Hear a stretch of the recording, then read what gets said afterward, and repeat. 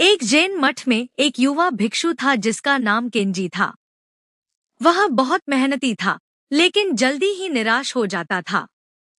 एक दिन वह अपने गुरु के पास गया और बोला, गुरुजी, मैं वर्षों से ध्यान कर रहा हूँ, फिर भी मुझे शांति नहीं मिली। शायद मैं इस मार्ग के लायक नहीं हूँ। गुरु मुस्कुराए और बोले, चलो मेरे साथ आओ।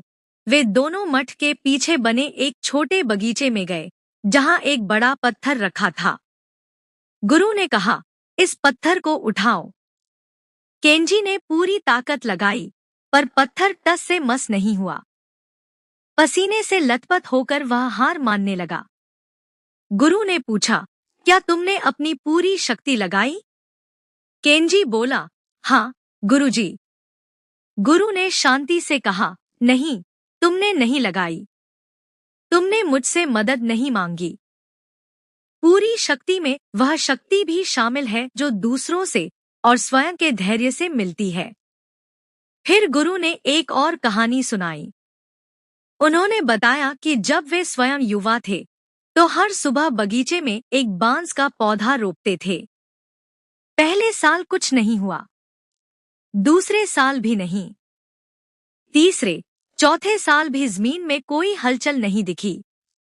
लोग हंसते थे कि यह पौधा कभी नहीं उगेगा। पर 5वें साल, कुछ ही हफ्तों में वह बांस 90 फीट ऊंचा हो गया। गुरु ने समझाया, 5 सालों तक वह बांस जमीन के नीचे जड़ें फैला रहा था, गहरी, मजबूत, चौड़ी जड़ें। जो जड़ें तुम्हें नहीं दिखती, वही असली विकास होता है। तुम्हारा ध्यान भी वैसा ही है। हर बार जब तुम बैठते हो, चाहे कुछ महसूस हो या न हो, तुम जड़ें फैला रहे होते हो।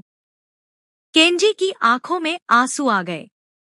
उसे एहसास हुआ कि वह नतीजों के पीछे भाग रहा था, जबकि असली यात्रा धैर्य और निरंतरता में थी। उस दिन के बाद केंजी ने कभी परिणाम की चिंता नहीं की। वह बस हर दिन बैठता, सांस लेता और अपनी जड़ें फैलाता रहा। वर्षों बाद वह खुद एक महान गुरु बना और अपने शिष्यों को भी वही बांस की कहानी सुनाता। सीख: सफलता अक्सर धीरे धीरे, अदृश्य रूप से बनती है।